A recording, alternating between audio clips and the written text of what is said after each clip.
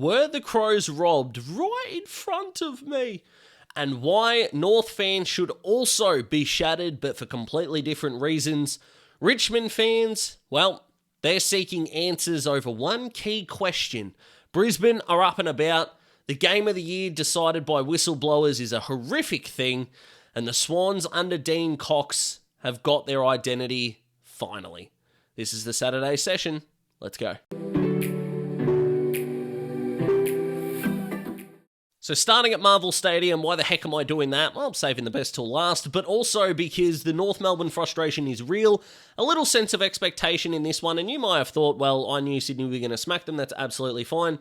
My tip in North was one of hope more than genuine thinking of the result, to be honest. I would have loved if this was the time where they took a step and got the job done. They absolutely did not. And the frustrating part of it is someone watching with genuine emotional interest alongside someone who's heavily pregnant, who is also having an emotional investment in North Melbourne winning this game. And just seeing for the countless 120th time probably that whenever momentum was within North's grasp, Sydney didn't take it away from them.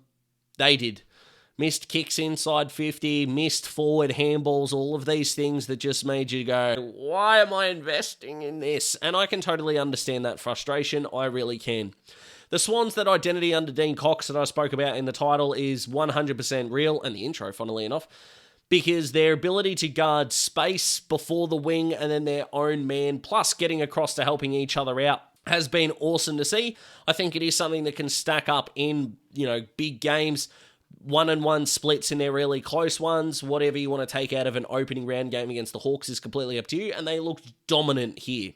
The gap between best teams at 95% and the worst teams in the comp at 80% has never seemed so wide, considering that this was not the Swans at their best, with all of the players that they have got missing. Of course, Errol Goulden, Callum Mills, Logan McDonald, Tom Papley, especially, and more, due to come back into this side. And then you've got North, who were just not playing that great. I know they've got some best 23 out, but it's not too many, to be perfectly honest with you. That was stark, seeing the gap in quality. Riley Bice was outstanding. In fact, all of the outside players for the Swans were. They won this game by 10 goals, and their midfield didn't have to offer anything extraordinary at any point throughout the entire game, which is nuts. And for North, again, the kids are not the problem in the slightest. It's the experienced guys who are just not offering enough that is going to be a big problem. Charlie Comben is playing without confidence, which is extraordinary considering just how confident we have seen him be on a footy field. Darcy Tucker is Darcy Tucker at this point in time.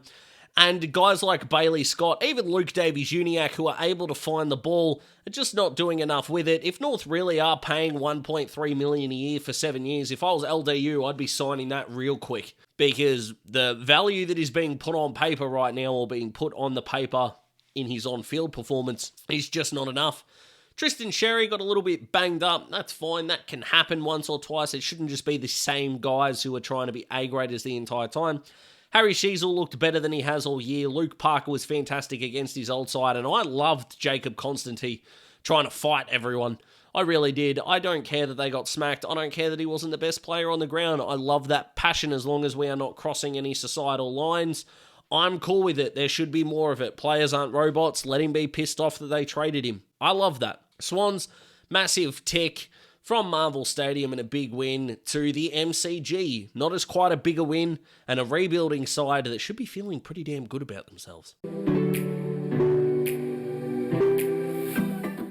For Brisbane, they did enough. It was the usual suspects, I suppose, throughout the middle of the ground. Lockie Neal, Hugh McCluggage, Josh Dunkley got the job done in massive ways. Will Ashcroft just genuinely took the piss with the way that he handled the footy in massive moments throughout this game, but as per usual, the guy that is getting overshadowed, even though he is also a father-son prospect, is Jasper Fletcher, who's taking on a much more hybrid halfback wing role throughout 2025 and is genuinely dominating at it, and he did against the Tigers here. I love the way he took advantage and kicked his goal on the day. I love how calm he is. I love the way that number 3 looks on him. I love the way that he plays. He is not Michael Voss. No one wants him to be Michael Voss.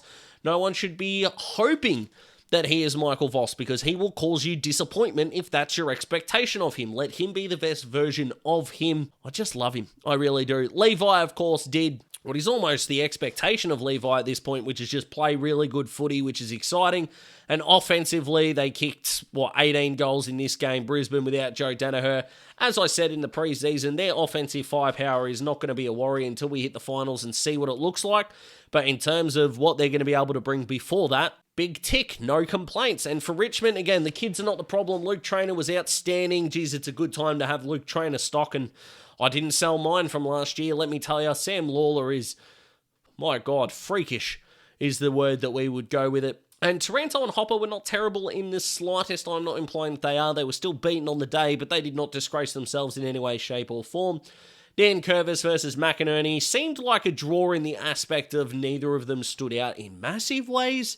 So probably call that a win for McInerney, although they're both still very good ruckmen. So think of that what you will.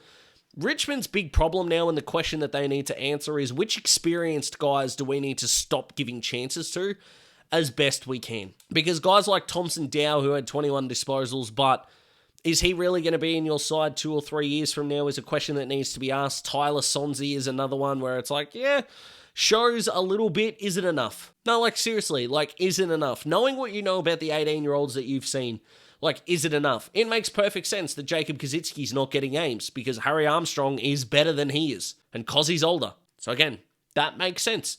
Jacob Bauer, Jacob Blight, these guys, they are making more sense than, say, a Samson Ryan at this point. Jonty Fall is going to go past their tall forward, so all of that makes sense. I don't think we're too far away from seeing a bit of Jasper Alger, even though Seth Campbell has been awesome. Ryan Mansell, even though he's suspended, is a very good player. But we're not seeing a whole lot of Morris Rioli Jr. either. So with that selection integrity coming in and decisions needing to be made, them two are probably on borrowed time, and they wouldn't be the only experienced players feeling that. But Richmond kicked 90 points against the reigning Premier. Their kids looked really good. I wouldn't be too disappointed with this, to be honest, if I'm a Richmond fan. So plenty of things to like from the Swans. A lot to be disappointed about if you're a North Melbourne supporter. Richmond fans should suck that you lost, but still got some positives out of it. And Brisbane fans, you did enough. So without further ado, let's go to People First Stadium and discuss the game of the year that should have been decided by the players. And it wasn't. Whoops. And it does suck that we did get a game that was effectively decided by the whistleblowers. Now, because it was so momentum shifting, because it was so back and forth, because there were times that both teams were a mess, and we still kind of had to look at this as a whistleblowing decision, the fact that we couldn't get Isaac Rankin to either put the Crows in front or have a chance at a draw. We got none of that, which sucked because that would have been epic to see. It should have been a free kick for the tackle. I am A-OK with that mark not being paid. Oh, but what about Josh Weddles, Daz, I hear you say? Yes, that can also be an incorrect decision, guys. All right, that is the way that it goes. It shouldn't have been a mark. It should have been a free kick for holding the man. He should have been having a shot at goal. I'm not going to deny that for a moment. What I will say, though, is that I hope, and I don't think Adelaide will do this internally, but whilst, yes, it can be a reason why opportunity wasn't given late in the game, it also wasn't the only reason that the Crows lost. Yeah, there were moments where Adelaide looked really good, but from pretty much halfway through the third quarter to quite a lot of the last quarter, they weren't the better side. They weren't. I'm totally on board with Crows fans feeling shitty about this. So you should. It should have been paid. I'm totally with you on that. I'm not denying that for a moment. You had Thriller and Tex kick 9 between them out of 14, which is outstanding. In the third quarter, Adelaide had 5 inside 50 turnovers. 2 things can exist at once. That's all I'm saying. And unfortunately, not only is that part of the game being not talked about enough, the quality of this game's not going to be talked about enough because it was an epic game at the Gold Coast sparked with controversy. And that's the bit that sucks, right? Now, the question again needs to be asked is, if controversy is on the line, should it be with a decision that's paid versus a decision that's not paid? I know both of them suck. I think it would be worse for an umpire to pay a decision. So, for example, is the result of Rankin not getting a free kick better than, say, if it was the Saligo on Jed Walter decision? If that gets paid and it's a shot after the siren and it's a goal, which one's worse? I think it's the decision being paid. Now, you still got to try and get it right. The umpire didn't pay it. It is completely gross and incorrect.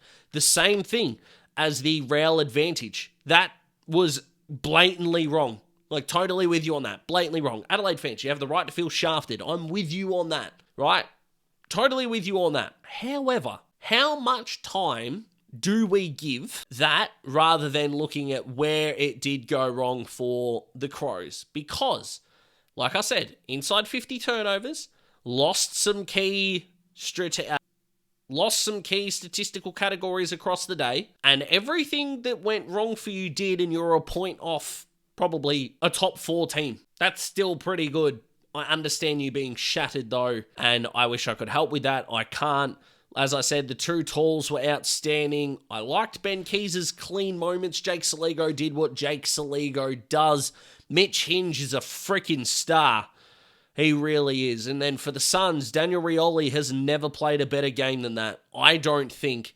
I've loved the start of Johnny Noble. Noah Anderson as captain just makes a lot of sense. Dimmer is doing a fantastic job, and we should be spending 12 bloody minutes talking about the epicness of this game. And unfortunately, we can't do that. And that kind of sucks. But massive congratulations to Gold Coast, to Sydney, and to Brisbane. Probably everyone cheering that no Victorian teams won on a Saturday, which is absolutely fine. But they are my thoughts for this Saturday session. Like the video if you like the video. Subscribe to join the Daz Talks Footy family. Comment in order to interact. Let me know what I went right, where I went right, and where I went wrong. The world is a better place when you are dominating in it. So look after yourselves. Look after each other. I will see you tomorrow for the Sunday Spotlight with 3 big games. And I can't wait for all of them.